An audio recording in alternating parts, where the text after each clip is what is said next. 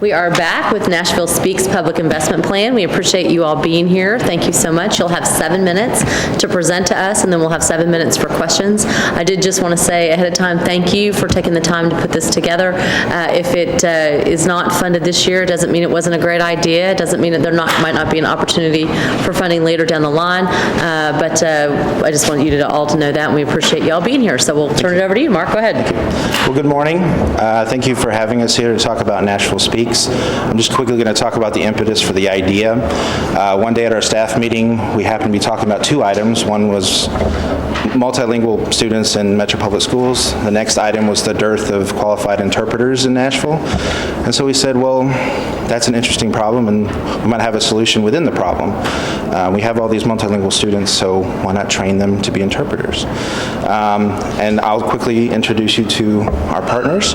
This is Renata Soto from Conexión Américas, who would lead the training program for this proposal, and Ellen Zinkowitz from NCAC, who would lead the internship program. We also have the libraries who are on board to provide space. The clock didn't start. To provide space. So we have extra time. The library would provide space, educational resources, and assistance with signing up and recruiting students at the library. And then MMPS is also partnered to provide space, assistance enrolling students in the program, and educational resources. So with that, I'm going to turn it over to Renata Soto.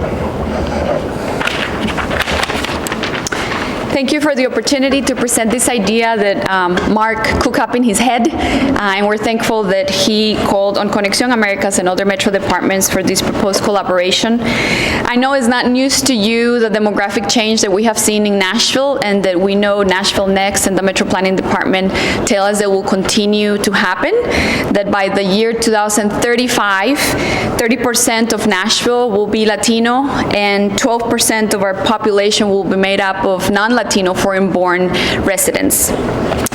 As Mark explained to you, and as life tells us, we have a need of interpreters in many dimensions of life for people. In courts, people accessing healthcare, in our school system, nonprofit organizations, government agencies, and in all the ways in which new Nashvillians are interacting with resources and organizations in our city. We also know that in metro schools, we have over 130 languages represented. And so we know that while we need more interpreters that speak Spanish and Arabic and Kurdish, which are the most dominant languages present, we have a special attention to pay to languages that are newer in our community and that we know are critical to make sure that new Nashvillians have opportunity to be integral part of community life in Nashville. So we approach this opportunity to make sure that we see this as a twofold opportunity. In one way, we have a workforce development opportunity. We know that we have a scarcity of interpreters in all aspects of life, public and public interactions in Nashville. And in the other way, we have an asset in so many young people in Nashville who are growing up being bilingual, who are studying and learning English in school and are learning another language at home. What we are lacking, though, is preparing those students with a more professionalized approach to see that not only as a skill that is marketable, but something that might become a career for many of them. So what we want to make sure is that we see the opportunity of offering young kids who are already have these bilingual assets in their toolbox to offer them training and opportunities to take that to a skill that is marketable and that can also meet a need of nonprofits like ours, of government agencies in Metro and other public entities. We will build upon existing resources that we have in Nashville.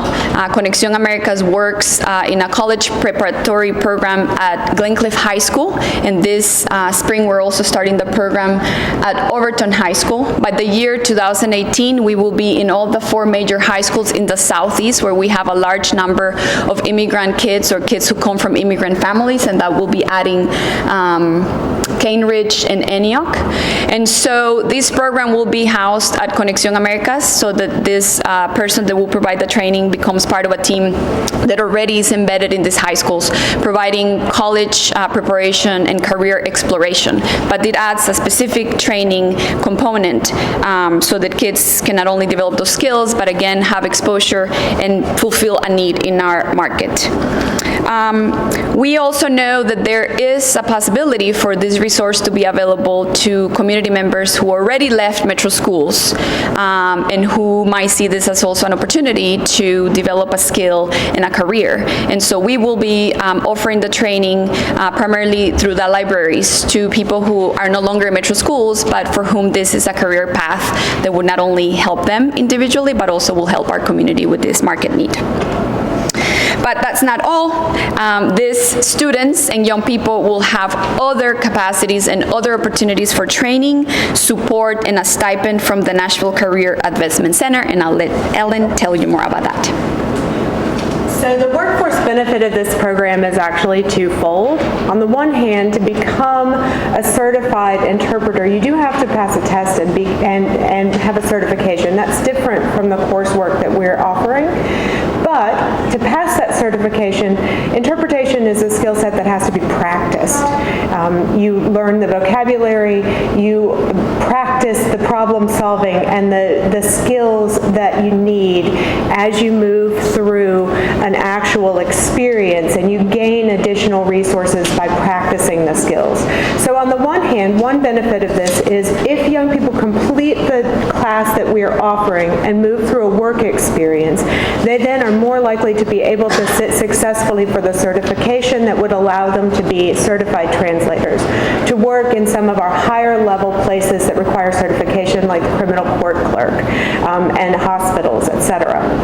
But secondarily, the young person completes the class and then completes a job shadow with us in this kind of setting where they're practicing the interpretation skills. They also get the benefit of seeing the inside workings of places like the criminal court clerks. So they see jobs that they may not have known, looking at the outside of the building, existed within, including the clerk positions, including the assistant positions, including paralegals and lawyers and all sorts of other people who professionally, who do the job in those settings serving people that those young people are not otherwise exposed to. So it gives them two opportunities, both to increase just their general exposure and then to be more likely to pass the certification that would allow them to do this professionally at the highest level. What's the dollar ask? It's $167,000. $70,000 will be for the full-time employee at Connexión. Please say it. $70,000 would be for the full-time employee at Connexión plus supplies and other needed resources, and then $90,000 would go to the internship program to pay for up to 50 interns, $9 an hour for 8 weeks, 25 hours a week. Panel. Would there be an expectation after the internship to provide so many hours of service as part of that so that there is a return on the investment that's being made in the individual to the community? And what would those hours or blocks of time be expected of them other than just they're available to interpret? What would they actually do for the city of Exchange? So I don't know that that's something that we considered. That's not necessarily something that we considered, but it could be built in. With the age range of the young people who would be completing this class and the people in the community, many of them may want to immediately go to work, so we would have to look at when they could fit those kinds of volunteering opportunities into a work schedule, but it's very doable. It just seems it might be a way to give the city a return on investment, because I agree with you, the shortage is there, but if we're training people who then have no time to help interpret, I'm not sure we solve much of the problem other than... We may be training people who then are professionals in the field. We might make them better citizens, but... Right.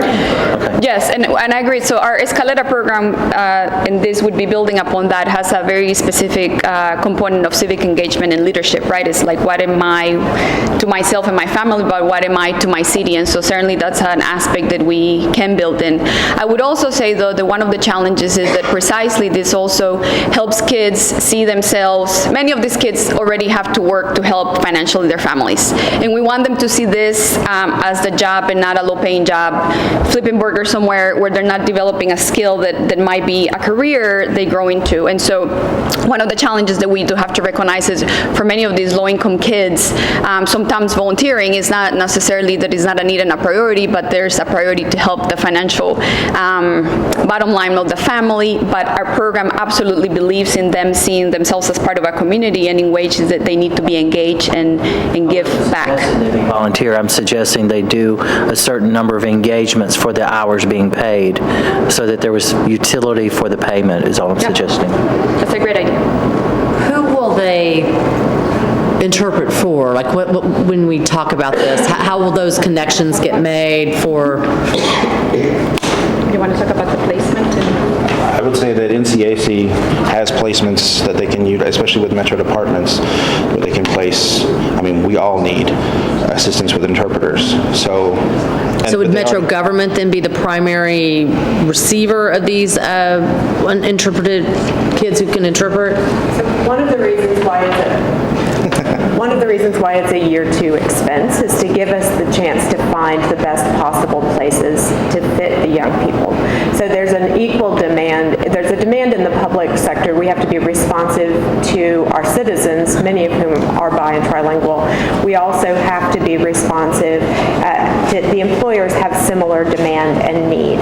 So trying to find that balance and looking for the best possible places. There are limitations in terms of HIPAA and other privacy requirements of where people can be doing these kinds of translation services as an intern or job shadow. So we'd really have to work through that, but I obviously see public sector as a real strong partner with that, but I think we would miss the boat if we didn't also look at some private sector opportunities.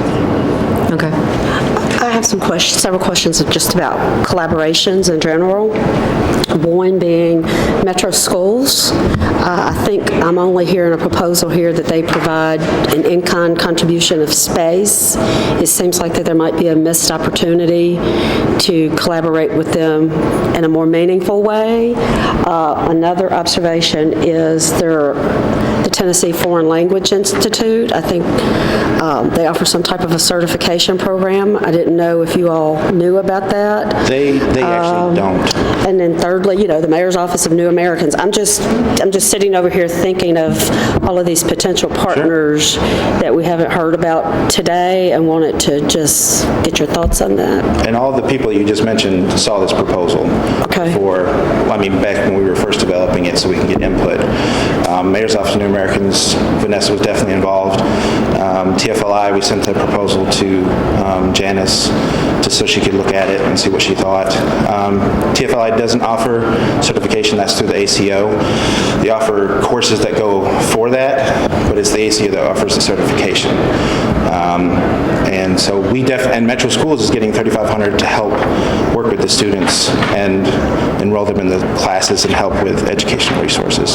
So they're definitely part of the partnership as well. Do you know which languages are in most demand right now, and what's the unmet need of service not being offered today? So, just by sheer representation of people and where they come from, Spanish, Arabic, and Kurdish in that order are the languages that we always need more interpreters. But do we know that the unmet need of who is not getting the service today that needs it, and how much of that is happening at what locales, so we know where the need might be? No, the only thing that we can answer is that empirically we can tell you that we get so many calls from other nonprofits or government agencies or schools or public entities always asking, can you provide interpreter services, because we have all kinds of interactions with families in which we need help. Right. I don't think that there's a quantified anywhere place, but I think that this actually responds to our collective sense that we all are often in need of an interpreter or asked to provide interpreters, in many cases to schools, to other public entities, and also nonprofit organizations called Conexión Americas in particular to provide that service. Okay, thank you. Anybody else? Just to follow up to your question, our office is doing a linguistic study of assessment of Metro and the community at this time. We're not done with it yet, so we will have better answers to that question soon. Great. Thank you. Thank you all for being here. We really appreciate it. Thank you very much.